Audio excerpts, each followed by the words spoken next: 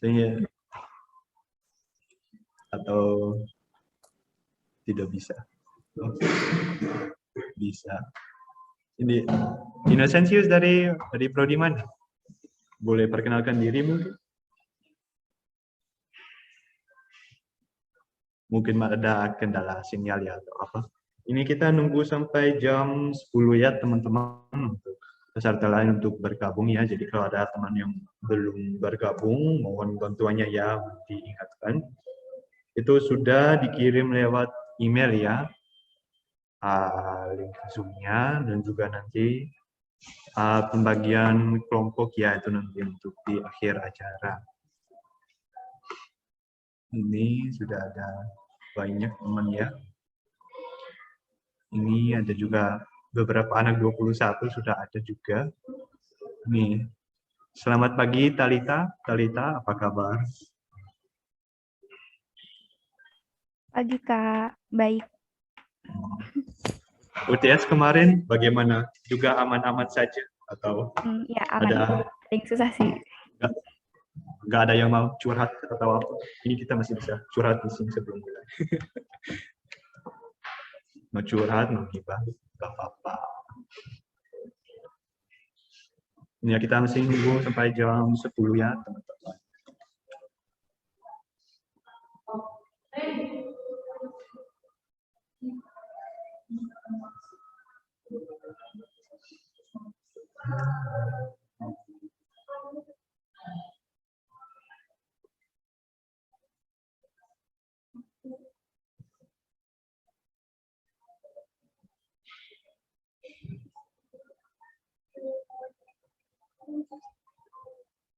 Nah, ya mohon juga sekali lagi kepada peserta yang baru bergabung, jangan lupa untuk rename ya sesuai dengan format yang ada di kolom chat misalnya. Jadi nama underscore prodi underscore angkatan ya teman-teman.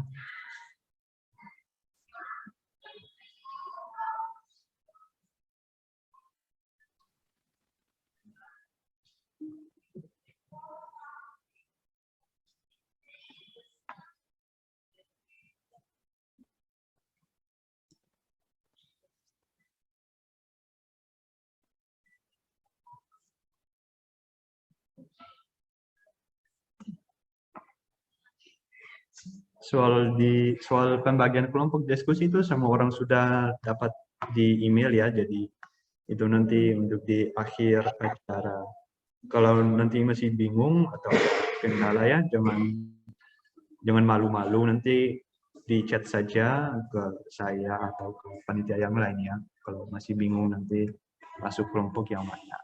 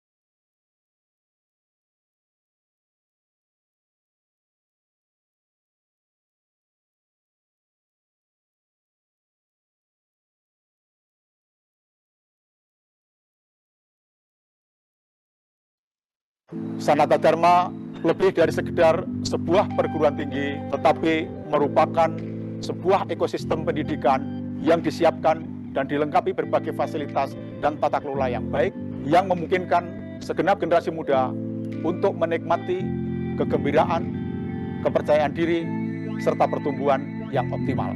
Selamat datang di Universitas Sanata Dharma Yogyakarta.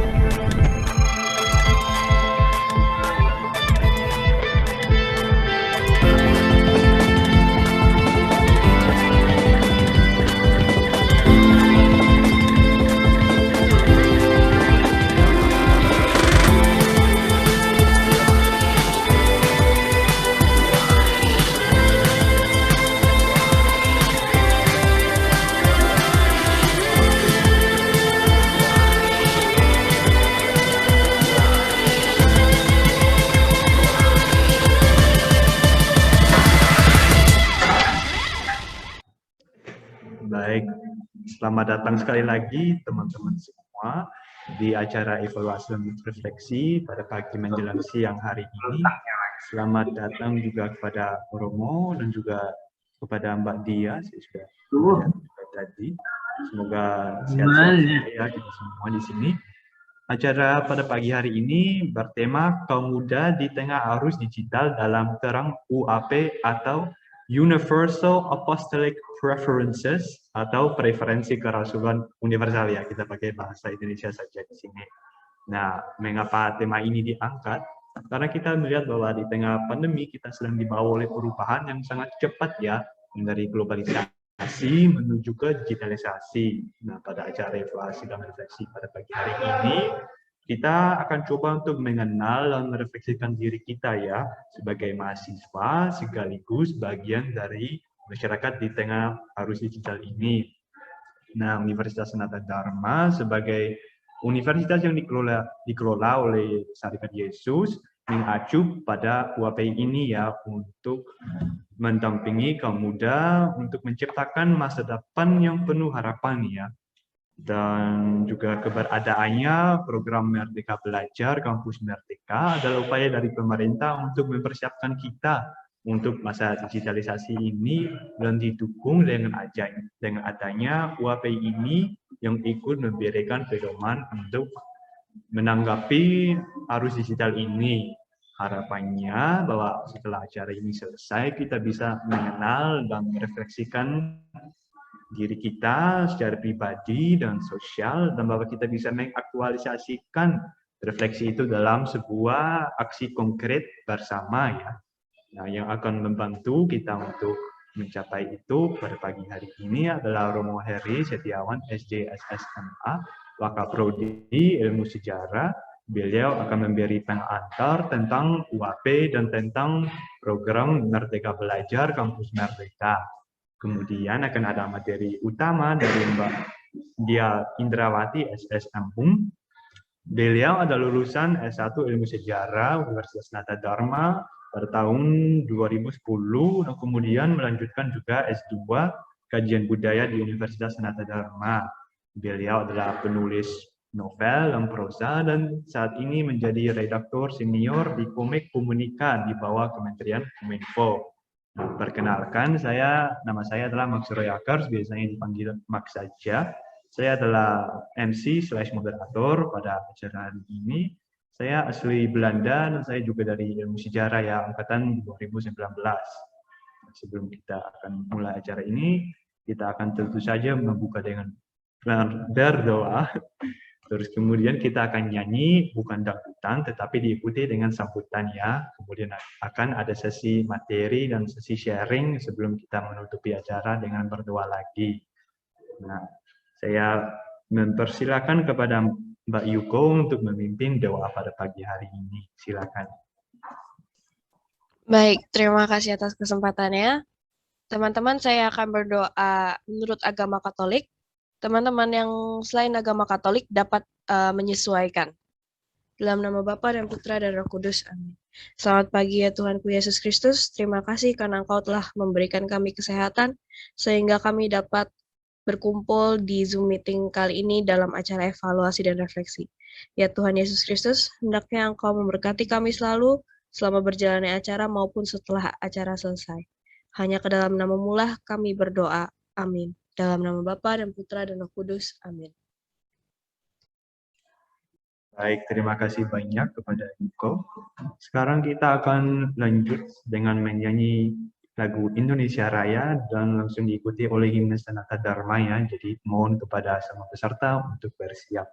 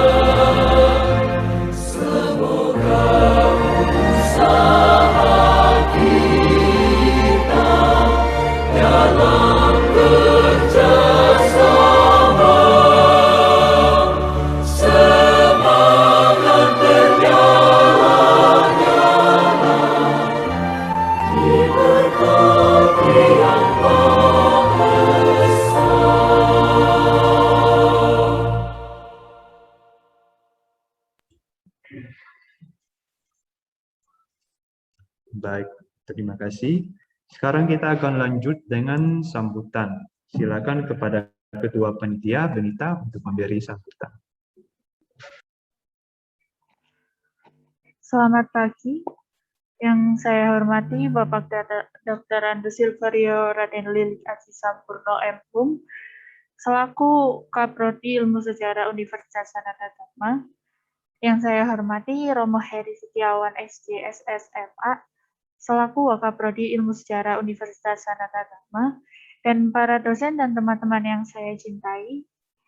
Puji syukur kepada Tuhan Yang Maha Esa karena berkat rahmat-Nya, kita dapat bertemu dalam kegiatan pada hari ini.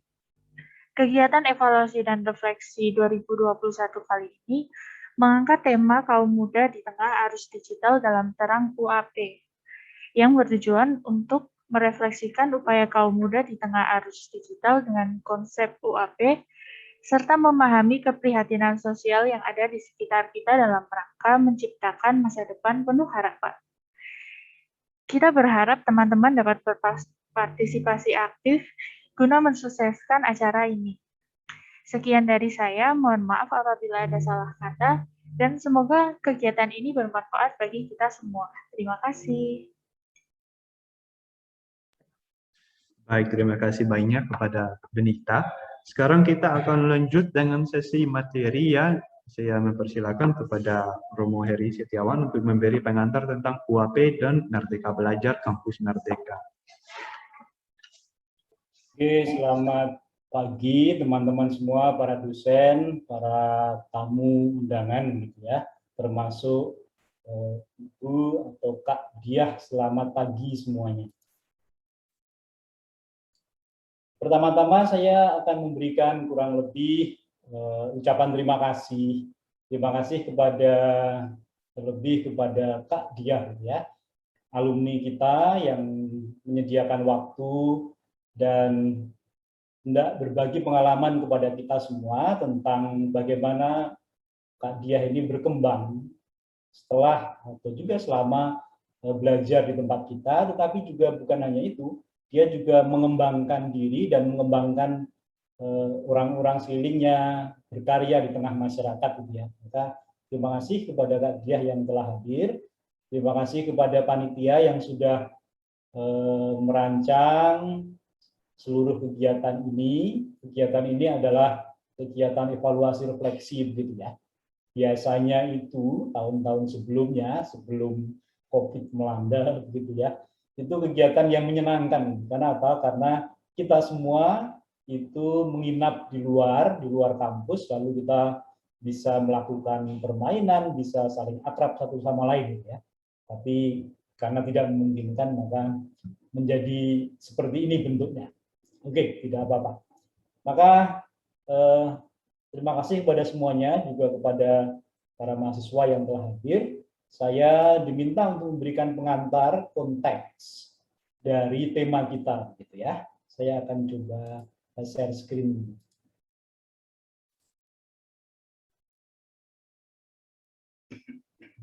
Oke.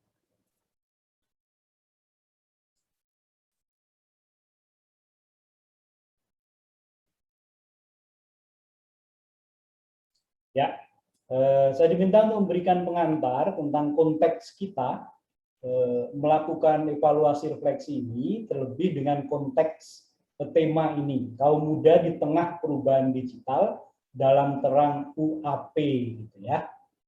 Tema ini menurut saya memiliki beberapa poin, gitu ya. Tema ini dibuat oleh panitia, bukan saya, gitu ya. Apalagi kami dosen, gitu. Maka ya panitia memberikan tugas kepada saya untuk menjelaskan ini, tapi yang membuat adalah panitia. Oke, teman-teman semua. Yang pertama adalah menurut saya konteks yang penting itu tadi disampaikan oleh Max sebagai moderator tadi. Apa? Perubahan. Bahkan bukan hanya perubahan, ya. Temanya itu bahkan dengan menggunakan kata arus digital. Yang berubah apa? Yang berubah banyak hal. Saya senang dengan gambar ini karena ini merepresentasikan perubahan, tetapi perubahan kurang lebih dari abad lalu, gitu ya. Apa itu? Kalau dulu itu menggunakan tenaga kerbau, ya, kerbau untuk mencangkul.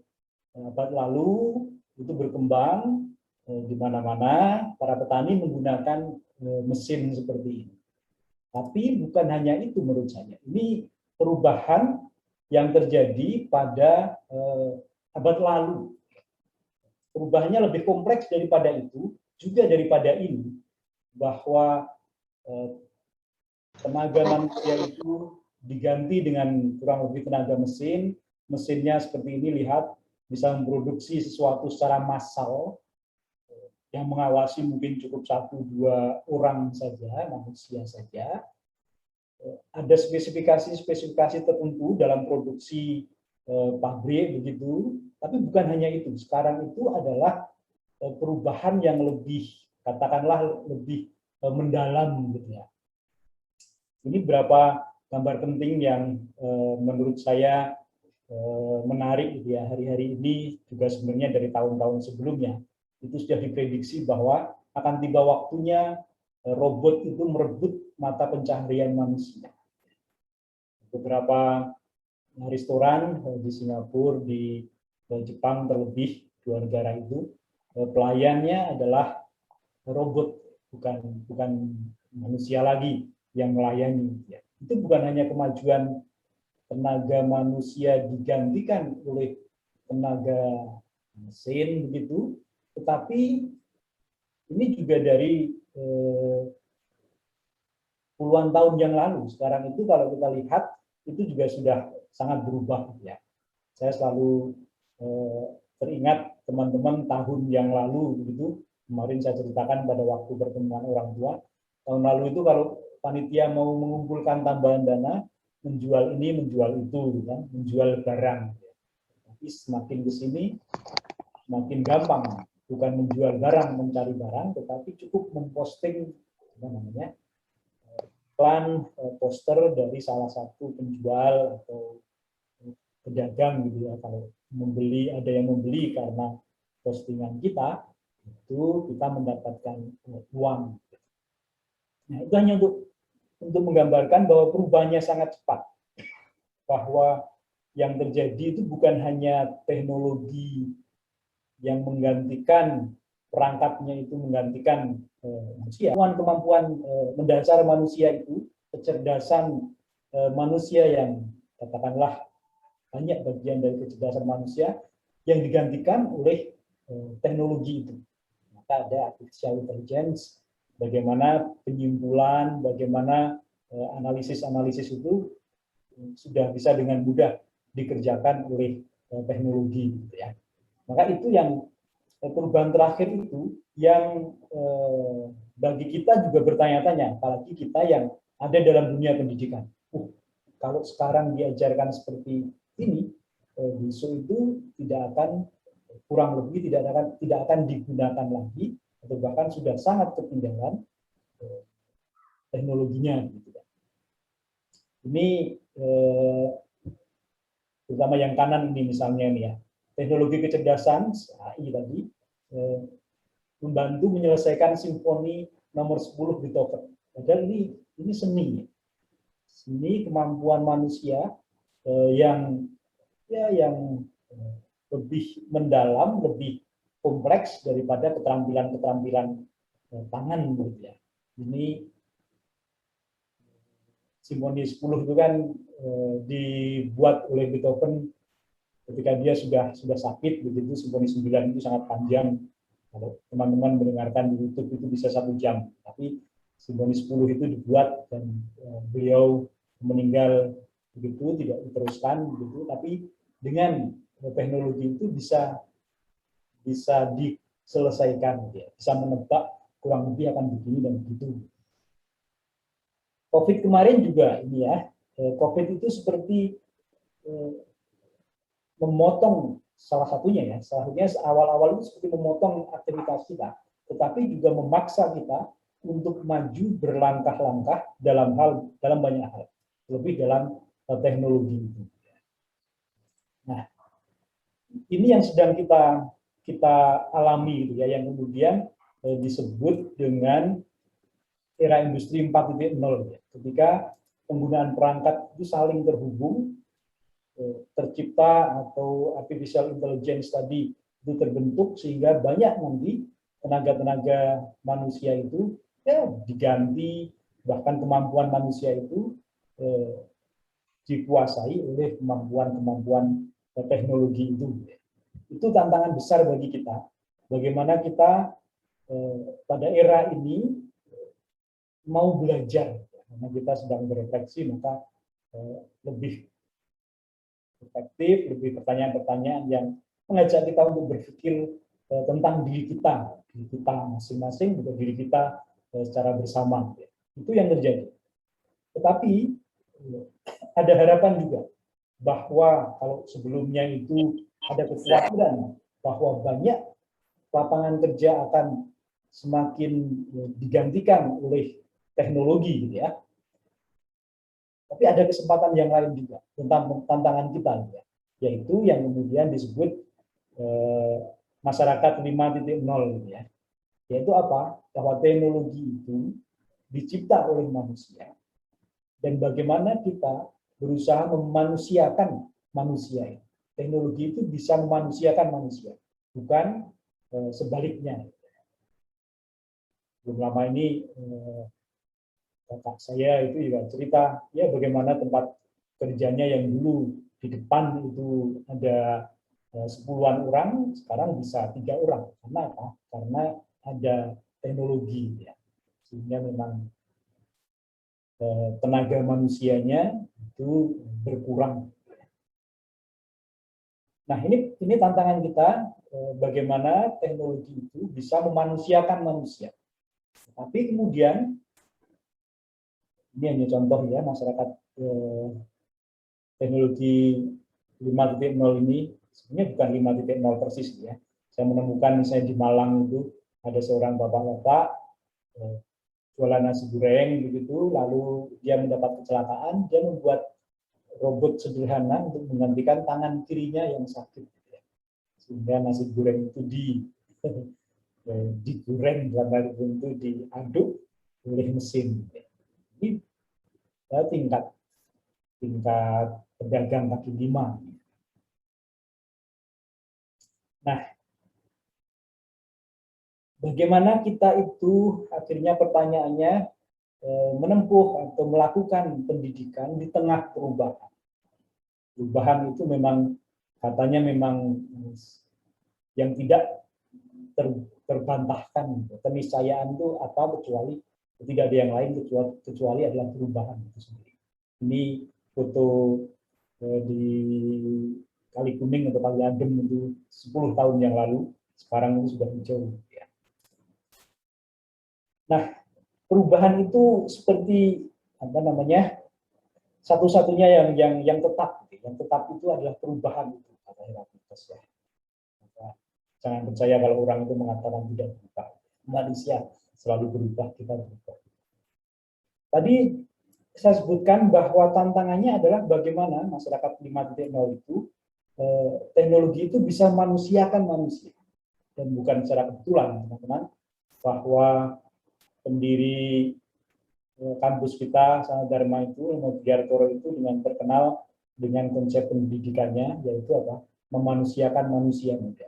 Bagaimana bersama teknologi atau dalam konteks pendidikan yang akrab, yang bersanding dengan teknologi itu,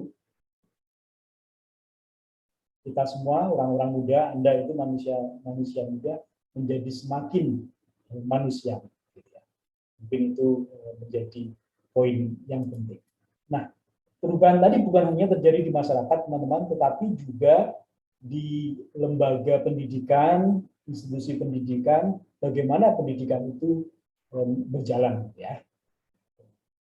Terjadi suatu perubahan paradigma dalam pendidikan. Memang sekali lagi ini juga menjadi tantangan bagi institusi pendidikan itu sendiri, sehingga apa? Perlu mengubah paradigma belajarnya, bukan hanya untuk dosen, tetapi juga untuk mahasiswa, bukan hanya untuk mahasiswa dan dosen juga, tapi juga untuk masyarakat di luar yang entah mempercayakan orang-orang mudanya pada pendidikan maupun mengharap banyak dari pendidikan, seperti institusi-institusi lembaga yang memerlukan lulusan-lulusan dari pendidikan. Ya. Ini beberapa perubahan yang teman-teman secara tidak sadar alami, ya, atau mungkin juga sadar ya. Yang pertama, kita di sini ini di kiri bawah itu ada LMS. Ya. Kalau teman-teman ingat, LMS ini sebelum pandemi sebenarnya sudah ada atau sedang dibentuk. Ya. Tapi lalu ada pandemi, dan karena pandemi itu mau nggak mau proses pembentukannya dipercepat. Walaupun di sana sini kita merasakan tantangannya, hambatannya, ngadat dan semuanya. Tapi waktu itu dengan sadar ini tidak terelakkan. Itu apa? Yaitu yang pertama ini, yang tradisional dan flip ini. Ada metode belajar, cara belajar yang berubah, dan teman-teman mungkin sadar atau tidak sadar mengalaminya. Yaitu apa? Apalagi tingkat kampus itu diharapkan menempuh pendidikan cara belajar yang disebut flipped learning, yang sebelah kanan, bukan yang tradisional. Tradisional itu apa? Tradisional itu mahasiswa datang itu apa? Untuk mendengarkan dosen berbicara di depan dan mengajar, ya. Mengajar, mendengar. Maka mahasiswa itu mendengarkan penjelasan. Lalu setelahnya itu ada PR. Ada PR, itu yang tradisional, dan kita atau banyak dari kita itu sudah nyaman dengan ini, sehingga kita seperti digoyang benar supaya keluar dari kenyamanan itu. Yaitu apa? Dibalik prosesnya. Prosesnya apa? Prosesnya adalah ketika teman-teman itu di rumah, teman-teman mendengarkan pembelajaran, lecture itu terjadi di rumah. Pembelajaran itu bisa berupa macam-macam. Kalau dalam masa pandemi bisa mengubah mendengarkan dosen, tetapi juga membaca, menonton video, lalu di kelas itu diskusi. Lalu ada outcome based education. UB ini dalam kampus Merdeka ini sekarang sedang digalakkan. Yaitu apa? Mau menjadi seperti apa lulusan, mau menjadi seperti apa, punya keterampilan apa. Mata kuliah ini outcome-nya nanti mahasiswa bisa apa.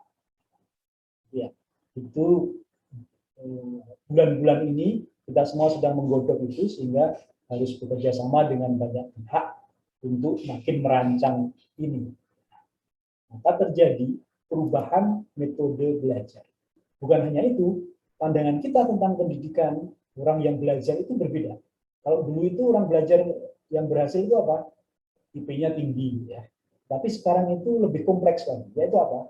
Dia tetap memiliki kemampuan kognitif, tetapi dia memiliki soft skill yang banyak. Entah itu keterampilan macam-macam, keterampilan berkomunikasi, bekerja sama, berempati satu sama lain, adaptif dengan segala situasi, ya. Gitu. Dan yang ketiga, teknologi.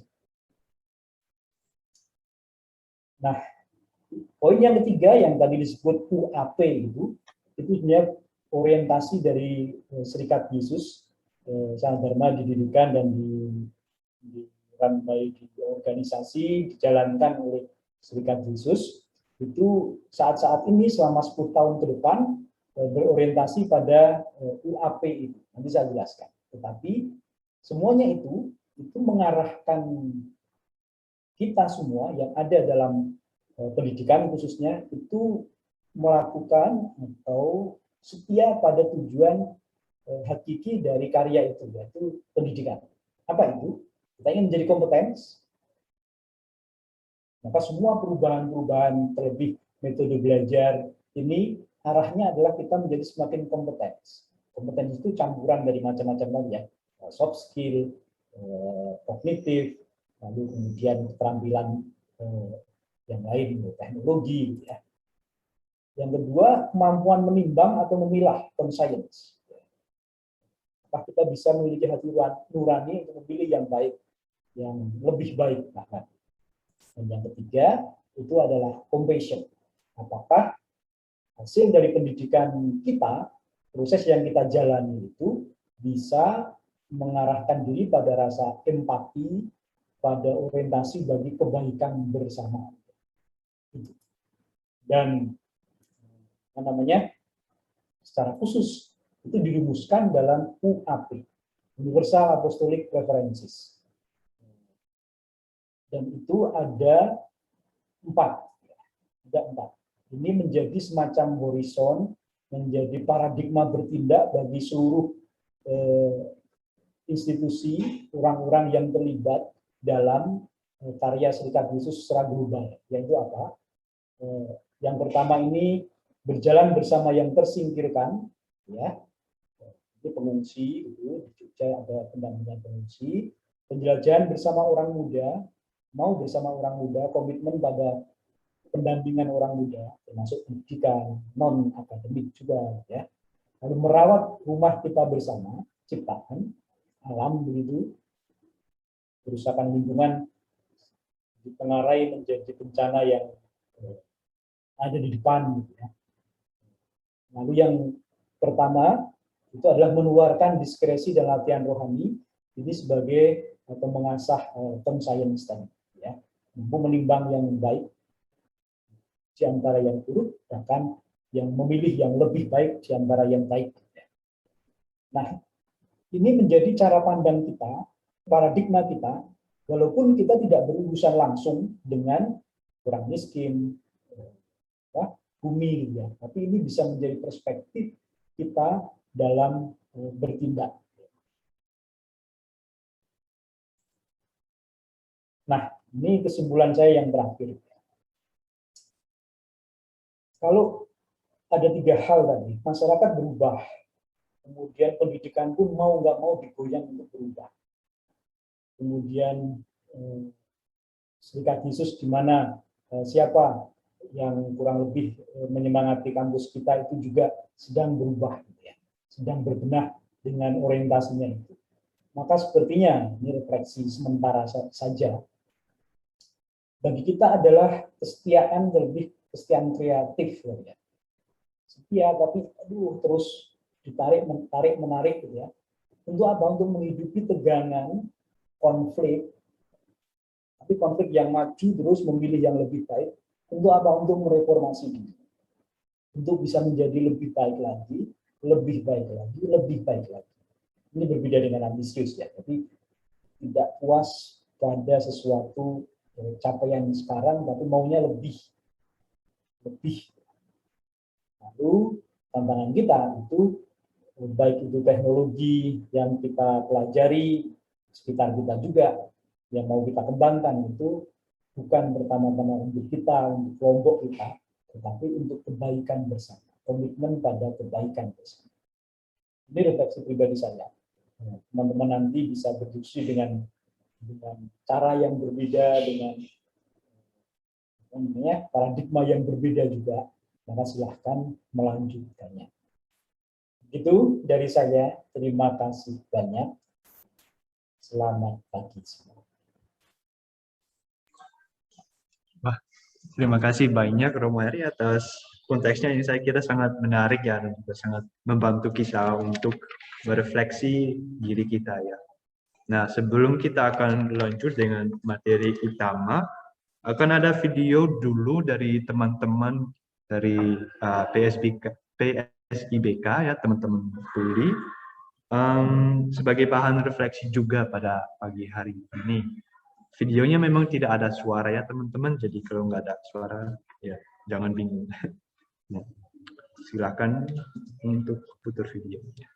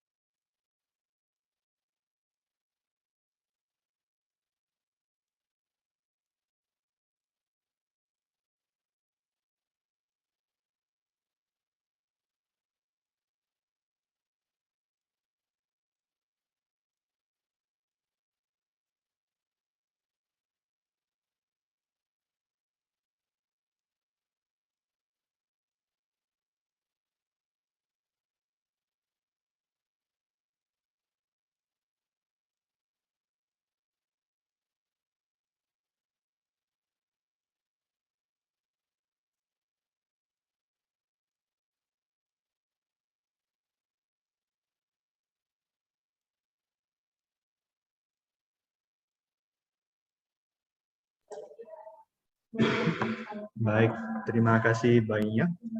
Itu tadi video dari teman-teman tuli kita ya, tentang harapan mereka. Saya kira itu juga sangat menarik dan juga semoga bisa membantu kita ya untuk merefleksi tentang apa sih harapan kita.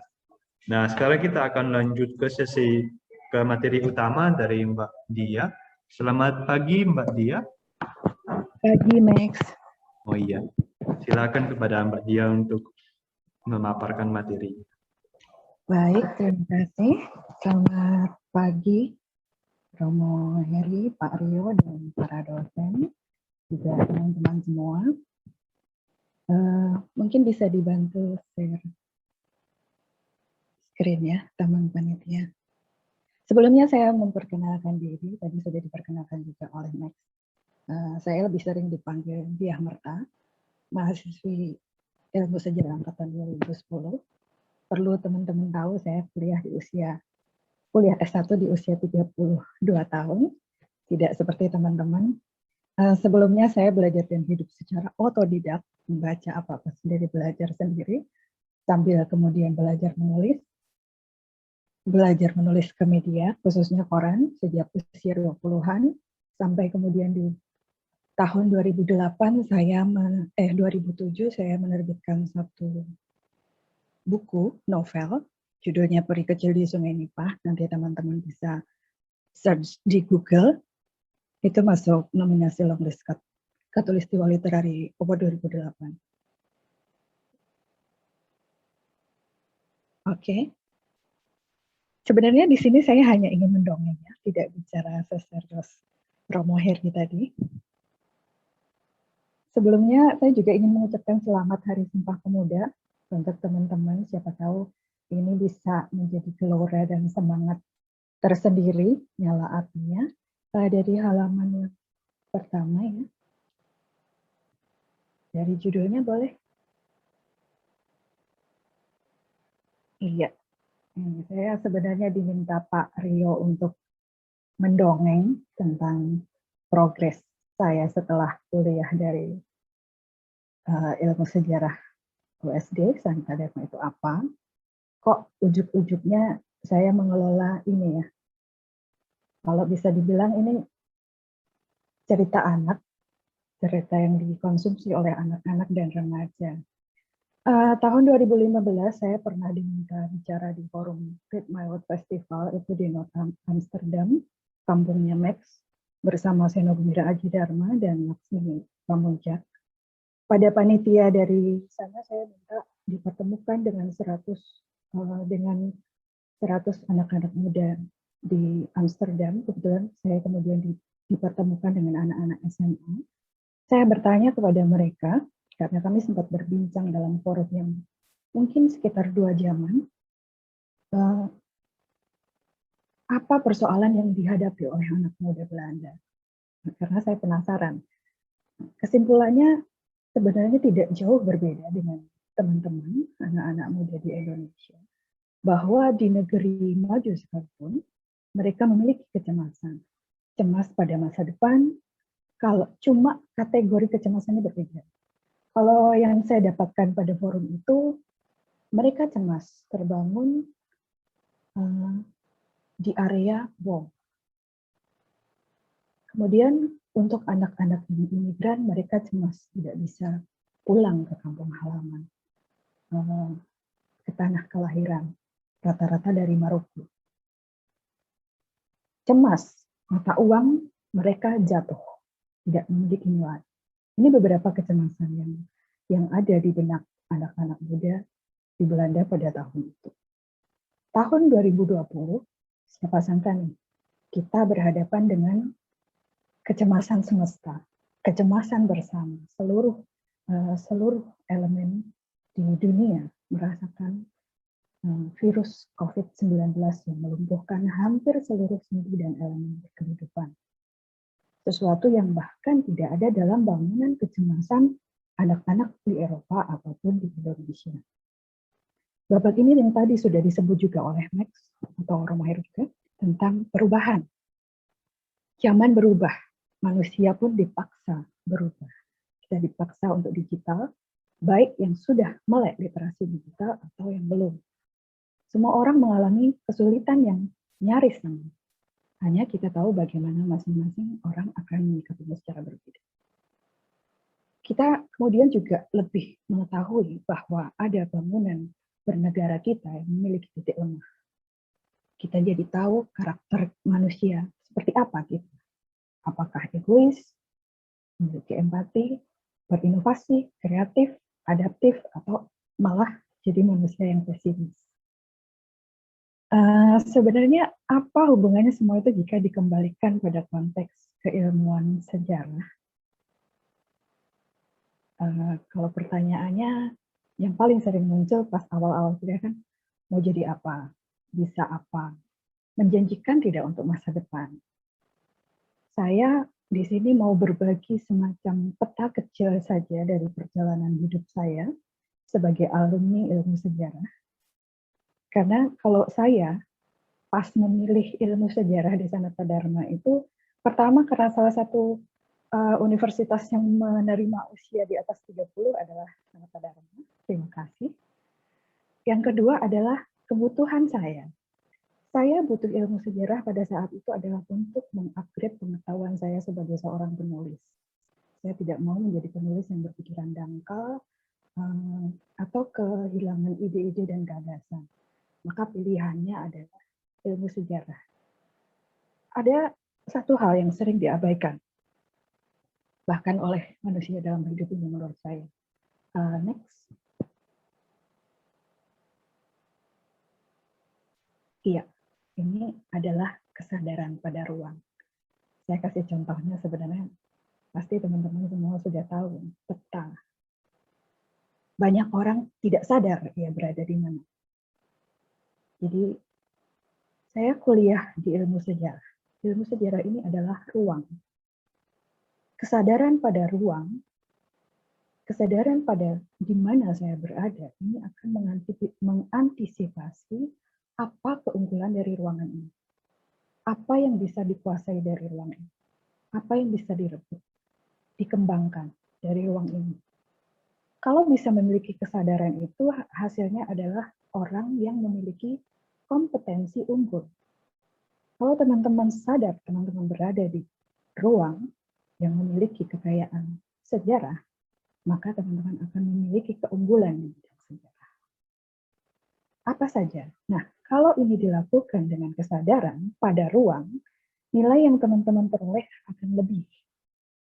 Teman-teman akan memiliki kompetensi unggul di bidang sejarah. Sebenarnya semua pasti sudah tahu ya, apalagi yang sudah semester-semester akhir ya. Itu diantaranya adalah pemahaman akan arsip dan sumber primer. Ini nilai unggulan yang tidak semua intelektual memiliki itu. Tidak semua yang pintar menguasai sumber arsip atau sumber primer. Nah, ini dikuasai oleh teman-teman yang belajar di ilmu sejarah. Dan tidak semua orang memiliki kemampuan untuk mengakses itu. Artinya apa? Artinya teman-teman itu unggul. Nah, yang kedua adalah ketika paham pada narasi bangsa sendiri. Oke lah, kita pernah terjajah oleh kaumnya Max. Sekian dalam durasi yang tidak pendek. Sekian generasi. Tapi paling tidak ketika kita memahami itu, kita kemudian mengenali, kita memiliki identitas, memiliki jati diri. Mungkin kita bisa lihat peta ini hanya sebuah gambar, tapi dari peta ini, saya termasuk pecinta arsip peta, karena di peta itu memiliki informasi yang luar biasa banyak, yang bisa di-download, yang bisa diambil. Ini salah satu yang sedang saya teliti saat ini. Ini peta kota Malang, setelah dia menjadi Karesidenan, karena sebelumnya Malang adalah kota kabupaten. Pada saat Malang terkena wabah pes itu mirip-mirip dengan yang kita rasakan hari ini kondisinya. Akhirnya pemerintah kolonial melakukan percepatan pembangunan dari kota yang tadinya kabupaten menjadi sebentuk Karesidenan. Di peta ini banyak informasi spot-spot bagaimana pemerintah Hindia Belanda meletakkan camp-camp militer, barak-barak militer pasti di titik-titik yang dianggap urgent, dianggap penting untuk dilindungi. Di antaranya di situ adalah stasiun kereta api. Hal-hal seperti itu, sepertinya sepele. Belum lagi bagaimana letak kampung pecinan itu selalu bersebelahan dengan pasar. Hal yang sangat sederhana untuk bisa kita tafsirkan bahwa yang menguasai roda perekonomian lebih besar adalah mereka kaum Tionghoa. Dengan mengetahui kesadaran ruang ini, teman-teman sebenarnya bisa lebih fokus dalam melakukan apapun. Kalau sekarang saya lebih sering menggunakan yang namanya Google, sebuah teknologi digital baru yang membantu saya mengantarkan saya ke tempat-tempat yang mungkin belum saya tahu, tetapi memang ada beberapa yang agak mengganggu atau menyesatkan, yaitu sisi negatifnya.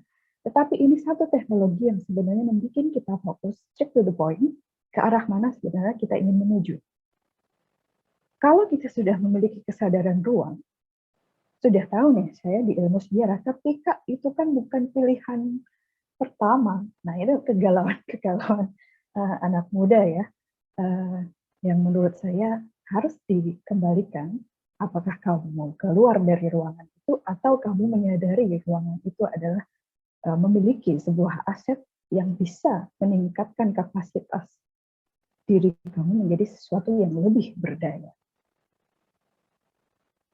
Harapan saya ini bisa menjadi kesadaran pertama dari teman-teman memahami itu, sehingga tidak ada lagi kegalauan-kegalauan, kegelisahan. Sadari dulu di mana ruang itu berada.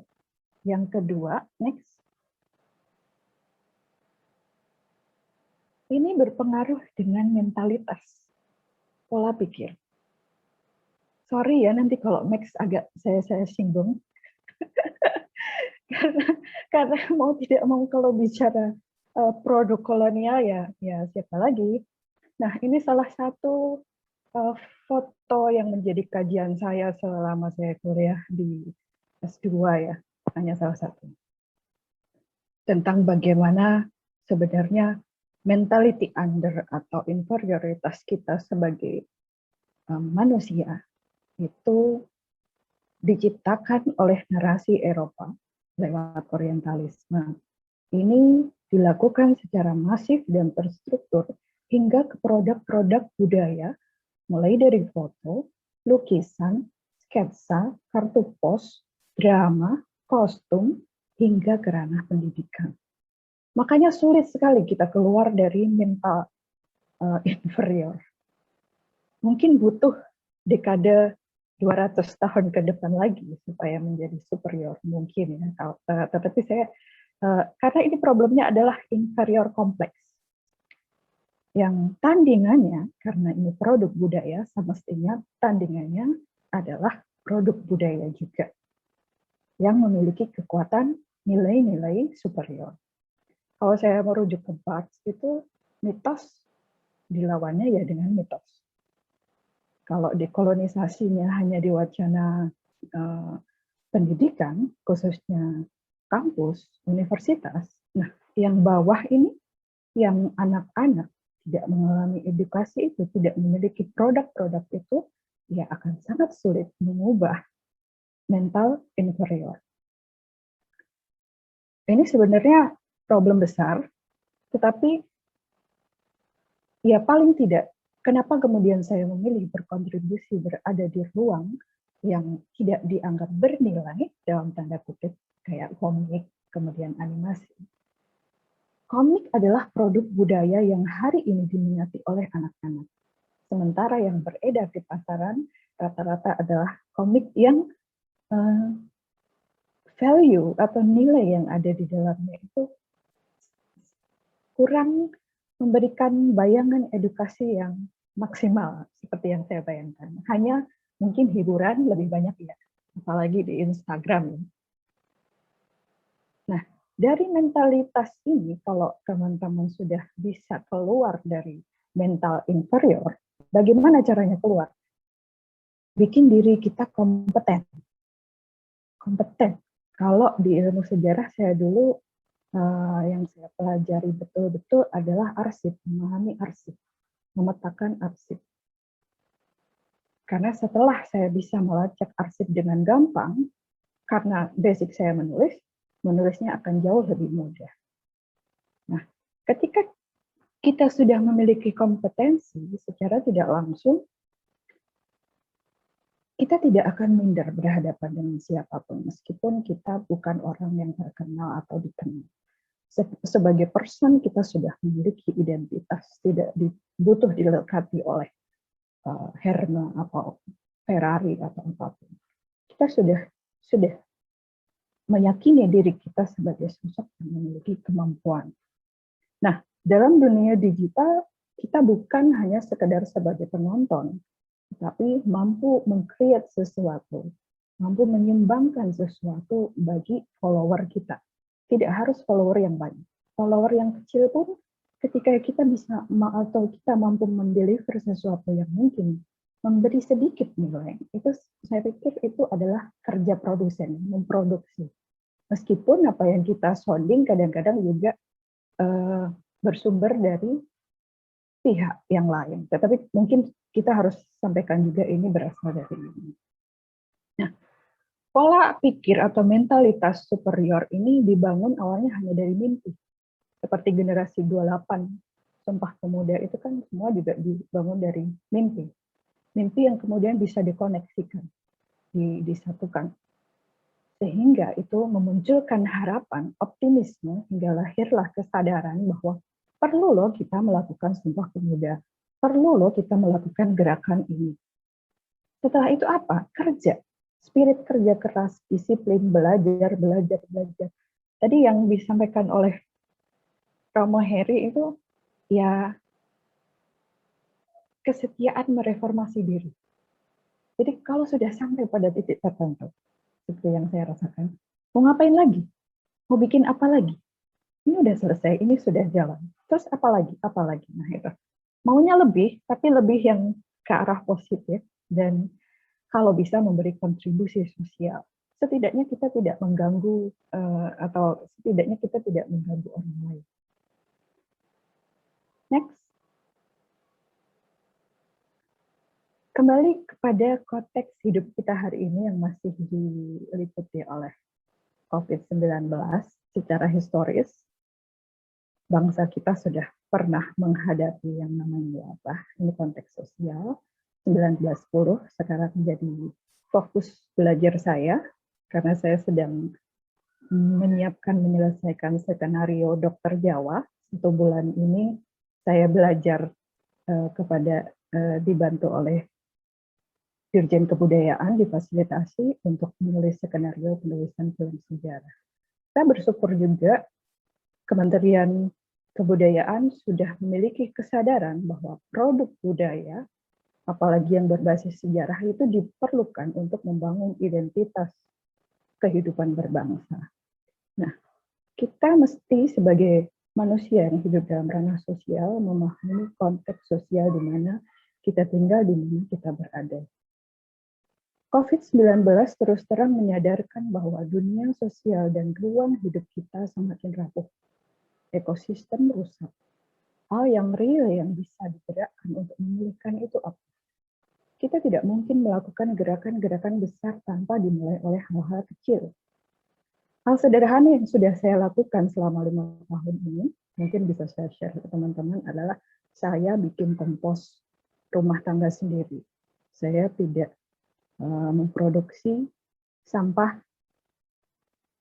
maksudnya sampah organik saya kembangkan menjadi kompos yang kemudian bisa digunakan untuk bercocok tanam. Hobi saya yang lain selain menulis adalah berkebun. Ini aksi nyata yang bisa saya lakukan untuk lingkungan. Meski sampah plastik tetap ada, tapi paling tidak kita bisa meminimalisir kehidupan kita memberi sumbangan mengotori bumi. Nah, seperti itu. Kayak kalau belanja juga menggunakan tas sendiri, tote bag itu, sampai dikata-katai sama orang di sekitar saya, mbaknya itu irit gitu.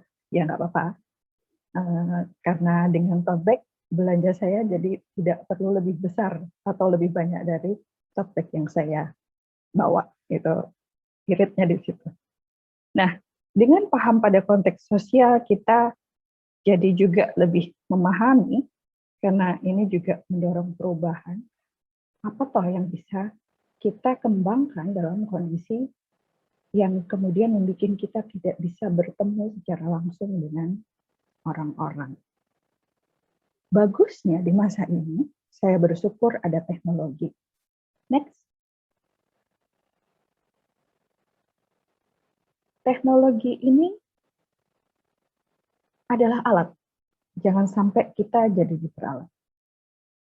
Kecepatan perkembangan teknologi terus terang membuat saya yang udah di atas 40-an tergagap-gagap ya. Suka bingung.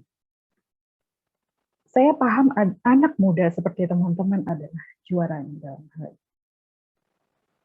Bagaimana saya mengikuti perkembangan kecepatan teknologi adalah saya belajar dari anak-anak. Saya menyusun tim saya dengan anak muda sebagai rohnya, sebagai mereka yang utama. Perlu kesadaran juga bahwa teknologi sebagai alat ini hari ini adalah sumber riset sejarah.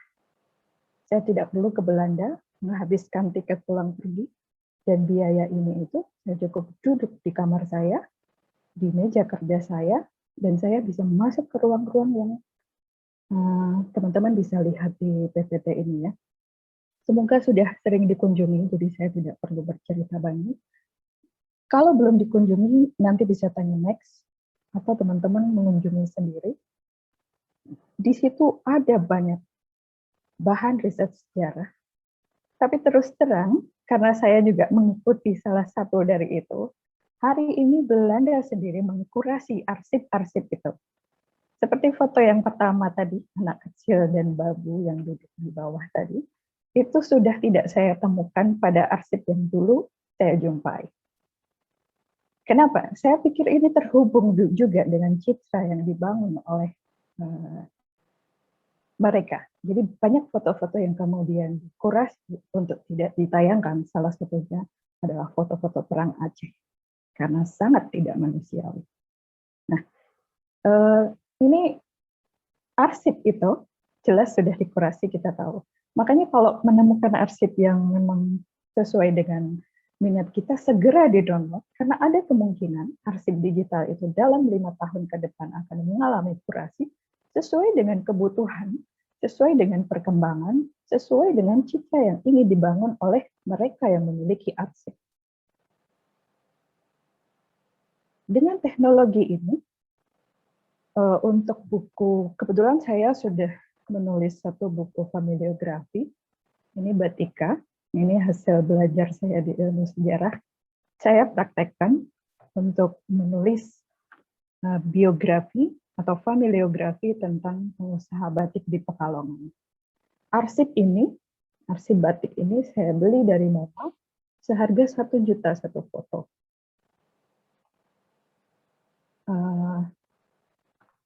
Lebih ya, 100 US dollar, lebih 1.400.000. Hanya satu foto dan boleh ditayangkan di dalam. Saya selalu berusaha mengejar sumber primer dalam pekerjaan-pekerjaan saya. Kalau tidak ada dananya, ya kita berpikir untuk mencari dana. Kalau tidak ada yang mendanai, saya menabung. Ini adalah seri litografi Jogja. Masih draft, tapi sudah banyak yang mau draftnya, tapi tidak saya keluarkan. Karena isinya adalah arsip-arsip juga yang diproduksi oleh era kolonial yang membahas tentang litografi. Karena COVID-19 terpaksa saya agak menurunkan ambisi saya untuk segera menerbitkan buku ini, karena saya tidak bisa mengakses perpustakaan dan biaya penelitiannya tidak sedikit. Di belakang saya ini ada juga arsip babat, sudah ditransliterasi ke aksara Latin, ini dari aksara Jawa, dan kebetulan saya membiayai sendiri penelitian saya. Tidak sedikit saya bingkai supaya saya ingat bahwa saya harus menyelesaikan PR untuk mengerjakan ini di luar pekerjaan-pekerjaan yang lain. Nah, kalau ada mahasiswa bikin alasan tugas nggak selesai karena nggak ada buku, terus terang saya bakal jitak itu. Tools itu ada di mana-mana. Yang saya presentasikan, yang saya perlihatkannya hanya sebagian sedikit saja. Kalau alasannya nggak punya kuota, oke lah, itu bisa diterima. Tapi kalau alasannya tidak ada bahan, hari ini mengakses perpustakaan itu feel free. Kita bisa mendownload begitu banyak arsip, begitu banyak buku. Bahkan ada yang memang sengaja memberikan akses free karena kondisi COVID. Jadi ada kontribusi sosial juga dari mereka. Nah, terkait dengan artificial intelligence sebagai penulis, saya merasa berbahagia karena hari ini AI itu membantu saya bekerja. Di bidang menulis ada banyak website ya yang membantu membentuk, membuat kerangka hingga mengembangkan cerita. Terakhir ketika saya belajar skenario, ada website khusus untuk penulisan skenario yang saya nggak perlu capek-capek lagi bikin layoutnya, tinggal tulis, dan itu selesai. Jadi saya selalu bilang beruntung sekali saya hidup di era ini. Meski tadi sudah saya sampaikan, saya tertatih-tatih untuk mengikuti kegagapan teknologi itu. Nah, bantuan teman-teman muda itu sangat dibutuhkan. Next. Ini salah satu bentuk kerjasama saya dengan teman-teman muda. Bentuknya kolaborasi. Kalau teman-teman tahu saya nggak bisa gambar. Kemampuan saya hanya bercerita. Dimulai dari bikin cerita. Siapa yang membuat cerita itu menjadi bentuk visual adalah teman-teman muda yang memiliki kapasitas membuat ilustrasi. Membuat gambar. Nah, ini kebetulan saya sampaikan juga ada komik untuk teman-teman disabilitas, judulnya Aku Bisa, yaitu kami kerjakan tahun ini, bulan awal-awal tahun ya, saya juga berjumpa dengan beberapa teman disabilitas yang justru men-trigger saya untuk memiliki spirit lebih besar lagi melakukan sesuatu, karena dalam kondisi fisik yang terbatas, mereka menjadi manusia-manusia hebat dan saya masih kalah hebat dari mereka. Di luar topik itu ada juga topik sejarah. Ada Amukti Palapa membahas tentang Gajah Mada, tapi bukan Gajah Madanya yang di-highlight karena sudah terlalu banyak yang meng-highlight Gajah Mada.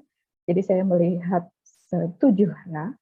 7 Hara itu pasukan istimewa pada masa Raden Wijaya, yang kemudian dibabat habis setelah itu, jadi dibunuh satu-satu. Maka tidak kaget kalau kita tahu ada peristiwa 65 yang dibunuh juga para jenderal, karena di masa lalu ada narasi-narasi yang mirip juga seperti itu. Saya tidak tahu siapa yang mengikuti siapa. Paling tidak dari sejarah kita menjadi manusia yang tidak gampang terkejut. Ada peristiwa wabah, ada peristiwa tragedi pembunuhan, ada peristiwa yang mungkin keras secara ekonominya.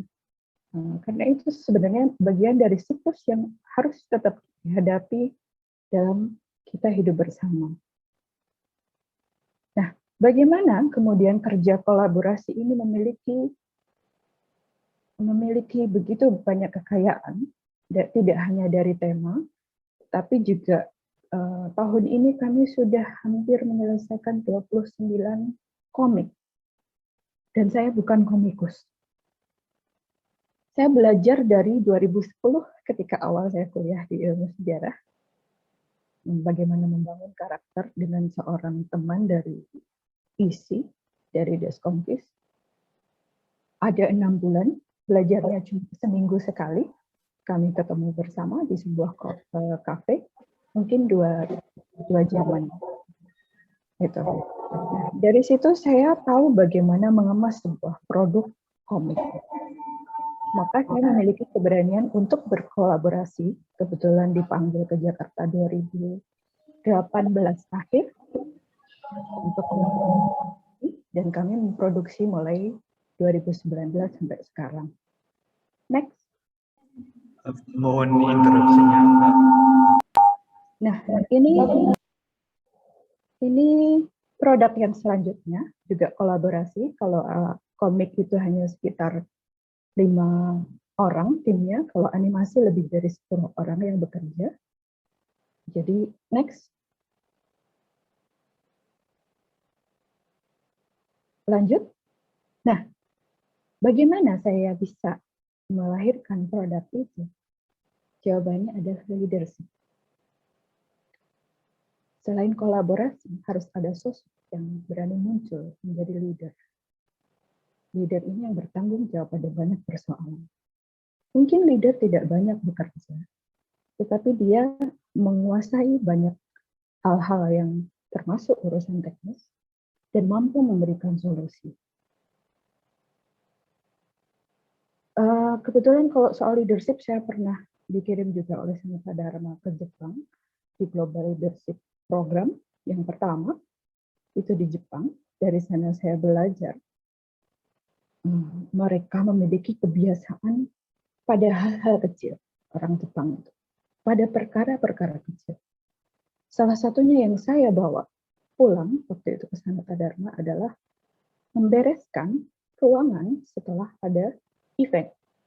Tidak menunggu OB membereskan ruangan, tapi karena kami, saya dan tim yang memakai ruangan itu, maka pertanggungjawabannya adalah kami yang membereskan ruangan itu. Kami tidak menunggu OB membereskan ruangan itu. Itu pelajaran di Jepang yang sangat mengguncang saya, karena kita punya kebiasaan, oh ada pembantu, oh ini bukan pekerjaan saya, ini bukan tanggung jawab. Tidak. Ini kesannya sepele, tetapi ketika semua orang memiliki kesadaran melakukan itu, yang muncul adalah kolektivitas, gerakan bersama. Yang muncul adalah kekuatan. Banyak yang tidak menyadari itu. Mungkin saya berharap sekali teman-teman bisa mempraktekkan nanti kalau sudah ada kuliah tatap muka ke kantin, tolonglah jangan menunggu mas-mas dan mbaknya beresin piring kalian di meja kantin, tetapi bawalah kembali kepada mereka. Setidaknya satu gerakan kecil, termasuk sampah, itu bisa membangun sebuah ekosistem baru yang lebih menyenangkan dan membentuk karakter kita menjadi manusia yang punya spirit dan wajah yang lebih cerah. Bayangannya kalau saya duduk di meja kantin, di depan saya ada sampah, pasti drop. Saya jadi malas mau makan di situ. Tapi kalau saya datang ke meja kantin, mejanya nggak ada sampahnya, bersih. Nafsu makan saya pasti lebih akan muncul ya. Setidaknya seperti itu, saya berharap ada gerakan-gerakan kecil yang bisa real, bisa dilakukan oleh teman-teman. Nah, intinya mental produktif dan kreatif itu sebenarnya dimulai dari diri, pasang target dari hal-hal kecil. Misalnya kalau anak kos gitu ya, atau mahasiswa ya, tugas Pak Rio 4.000 kata. Berarti sehari saya harus menyelesaikan 500 kata. Hari berikutnya 1.000 kata. Dinaikkan terus targetnya, levelnya. Dan beri reward pada diri sendiri kalau misalkan kita mampu menyelesaikan itu.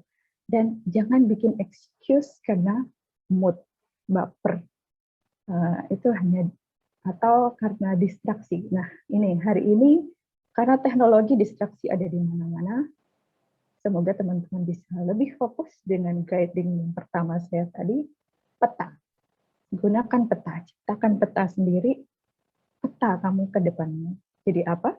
Jadi seperti teman-teman yang di foto ini, mereka adalah leadership, anak-anak muda yang masuk ke Time 2018. Dan saya percaya anak muda itu memiliki kekuatan dan hebat-hebat. Itu saja yang bisa saya sampaikan. Terima kasih.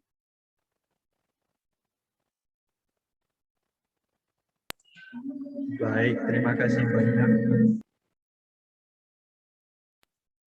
Tes. Oke, mohon maaf. Baik, terima kasih kepada Mbak Dia atas pemaparannya yang sangat menarik ya, dan juga saya kira sangat membantu. Selanjutnya kita akan lanjut dengan sesi sharing ya teman-teman. Ini kita akan dibagi dalam 5 kelompok ya, dalam 5 breakout room. Ini sudah muncul. Mohon masuk breakout room-nya sesuai dengan pembagian kelompok ya dari email. Kalau masih ada yang bingung dengan kelompoknya, boleh bertanya. Nanti akan ada door prize ya bagi yang aktif nanti di kelompoknya. Jadi mohon ya keterlibatannya. Untuk pembicara silakan untuk istirahat dulu ya di main room, mohon tetap di main room. Nanti setelah 15 menit kita akan kembali ke main room semua ya teman-teman. Jadi silakan untuk masuk breakout room sesuai dengan pembagian kelompok. Apakah masih ada teman-teman yang bingung tentang pembagian kelompoknya? Boleh kabarin lewat chat ya, atau langsung saja. Boleh juga.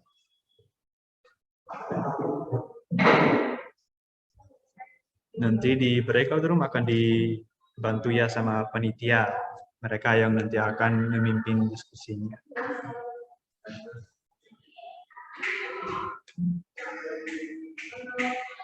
Mohon kepada peserta yang belum bergabung di breakout room untuk segera bergabung ya teman-teman.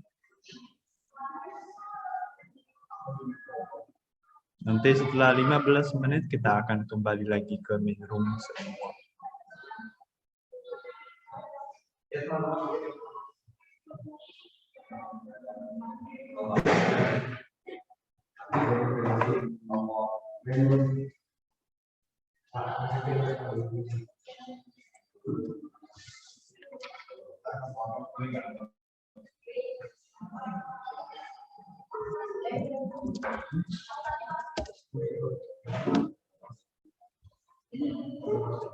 Silakan ya kepada teman-teman untuk masuk breakout room, masih ada beberapa ya, masih ada Tegar, ada Regi, Loren, Lastri, Evan. Silakan ya teman-teman masuk kelompoknya. Kalau bingung, tanya saja ya lewat chat boleh.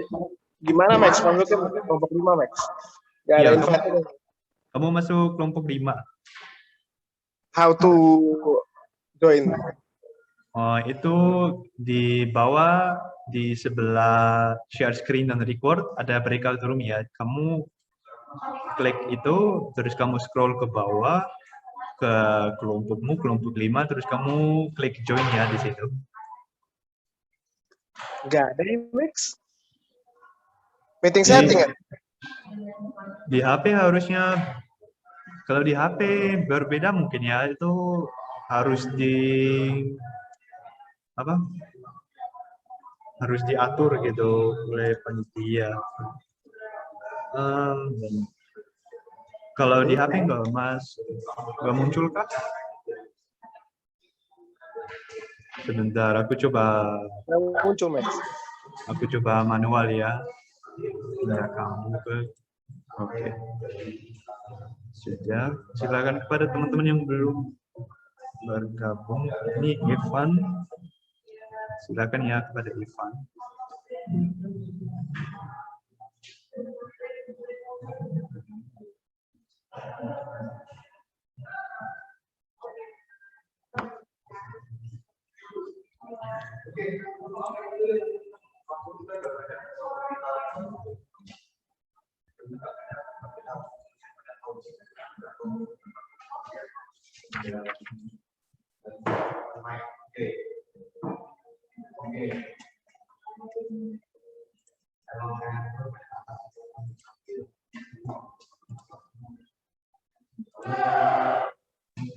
Untuk yang pakai HP, halo. Masuk suaranya, Pak. Yang pakai handphone itu breakout room-nya itu ada di pojok kiri. Jadi displaynya diklik, diketuk, lalu muncul breakout rooms di kiri atas. Oh, siap Pak. Terima kasih. Ya. Oke. Saya balik lagi ke sini ya, ke laptop ya. Iya, siap Pak. Saya juga izin masuk kelompok saya dulu ya. Ini semua. Silakan.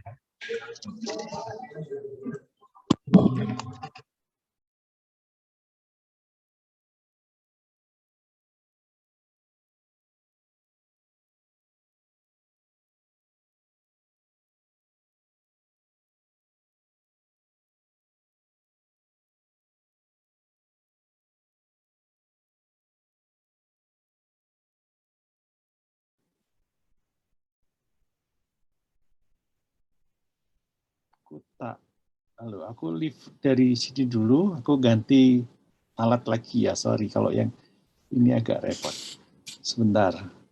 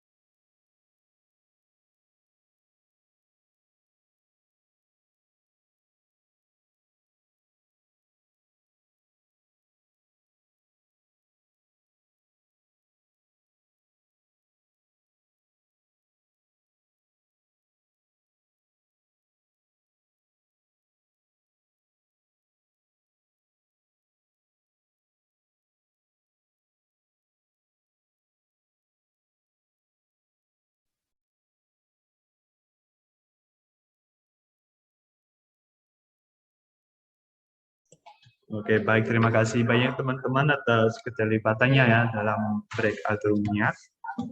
Sebelum kita akan menutupi acara kita pada pagi hari ini, saya akan merangkum singkat dulu ya materi yang sudah disampaikan oleh Romo Heri dan oleh Mbak Dia. Romo Heri memberikan kita konteks ya, terutama tentang perubahan apa sih yang kita sedang mengalami, yang dari globalisasi menuju ke digitalisasi ya, ke masyarakat 5 itu personalisasi. Tetapi tidak semua bisa diganti oleh AI ya misalnya. Nah, terus juga pendidikan ikut dipengaruhi ya, misalnya ada paradigmanya dan ada belajar yang berubah ini. Kita lihat ada perubahan dari digital menuju ke flip ya, misalnya bagi teman-teman yang ikuti kelas dari Romo Heri sebenarnya mungkin sudah mengalaminya itu sendiri juga, bahwa yang dikasih materi dulu terus baru habis itu akan dibahas bersama gitu di room Zoom atau apa, dan itu juga didukung dengan UAP-nya ya, kesetiaan kreatif 3C itu. Terus kemudian ada Mbak Dia yang ya memberi refleksi, membantu kita juga refleksi dengan beberapa poin ya, misalnya tentang kesejahteraan ruang yang sering diabaikan gitu, padahal ada keuntungannya ya, terus tentang mentalitas inferior versus superior ya, yang peninggalan zaman kolonial mungkin masih, dan ya tentang Sumpah Pemuda ya, tentang bagaimana bisa balik ke rasa superior, atau ya lebih penting mungkin jadi optimis lagi ya, percaya diri.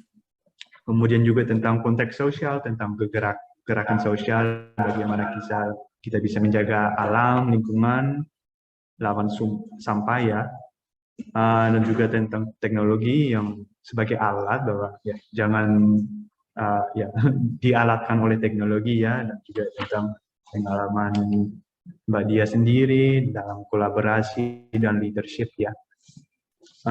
Baik, saya ingin ya, terima kasih banyak sekali lagi kepada kedua pembicara ini.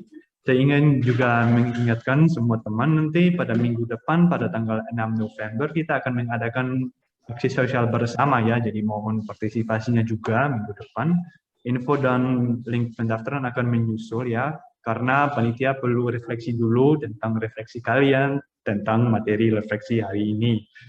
Nah, untuk pengumuman door prize itu nanti akan dilakukan setelah acara ini ya, jadi nggak akan ada sekarang. Baik, sebelum saya akan menutupi acara ini, masih ada Pak Rio di sini?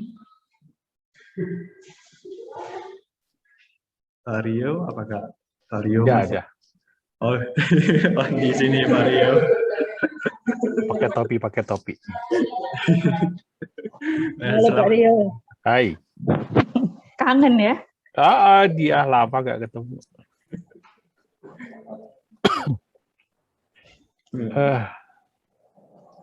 Bagaimana Pak? Ya, dia terima kasih ya sudah mau berbagi ke adik-adikmu ya.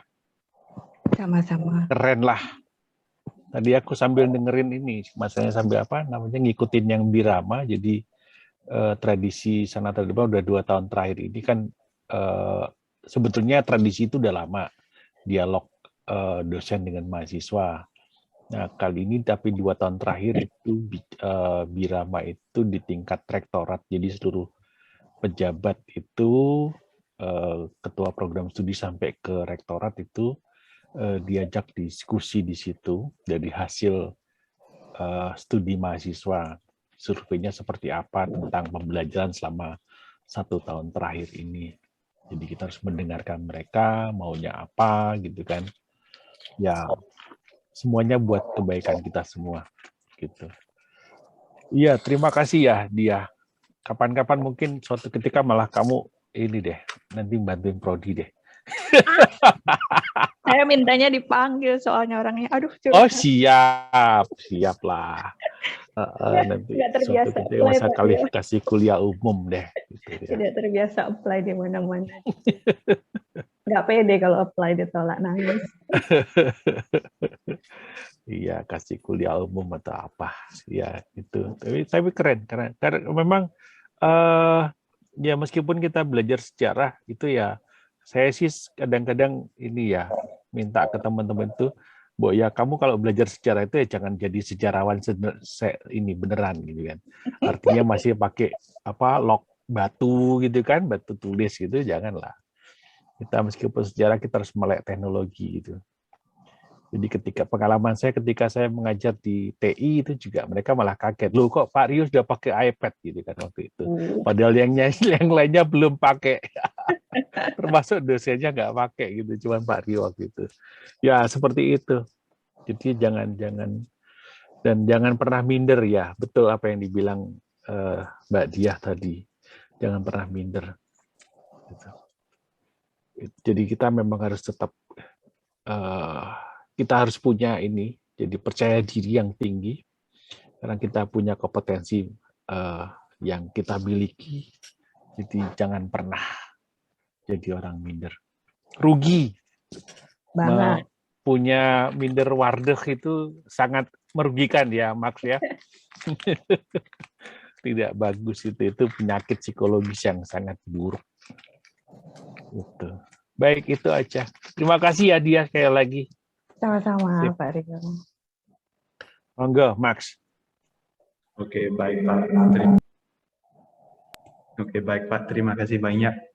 Saya juga ingin mengucapkan terima kasih banyak sekali lagi ya kepada Mbak Dia dan Romaheri juga atas meluangkan waktunya ya sudah memberi pemaparan ini yang sangat membantu dan sangat menarik ya saya kira. Nah, sebelum kita akan menutup dengan doa, kita akan foto-foto dulu ya. Silakan kepada email untuk memimpin fotonya. Slide pertama ya, mari kita gaya. Slide pertama, cheese, 1, 2, 3. Slide kedua, tetap gaya ya. 1, 2, 3. Slide ketiga. Nggak ada yang on cam ini. 1, 2, 3. Slide keempat. 1, 2, 3. Terima kasih. Baik, terima kasih banyak kepada email. Sekarang doa penutup akan dipimpin oleh Mbak Jenny dari Angkatan 21. Silakan kepada Jenny untuk memimpin doa penutup. Sebelum menutup acara pada hari ini, mari kita berdoa.